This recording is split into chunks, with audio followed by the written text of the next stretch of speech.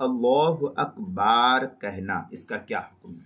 چنانچہ اللہ اکبر کے با کو کھینچ کر اس قدر کہا کسی نے کہ اللہ اکبر، تو اللہ اکبر کہنے سے نماز فاسد ہو جاتی ہے، اس نماز کو پھر سے دوبارہ پڑھنا لازم اور ضروری ہو جائے گا۔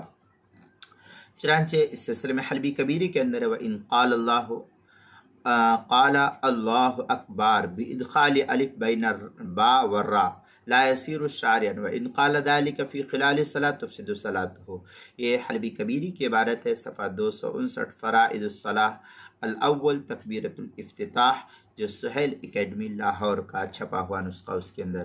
اسی طریقے سے نماز کے مسائل کا انسائکلوپیڈیا جلد نمبر 1 صفحہ نمبر 130 اور 131 پر اس کو نقل کیا۔ حروف تہجی الف عنوان ہے اللہ اکبر کہنا، اس کی تہجی اس مسئلے کی تفسیر نقل کی گئی، وہاں دیکھ سکتے۔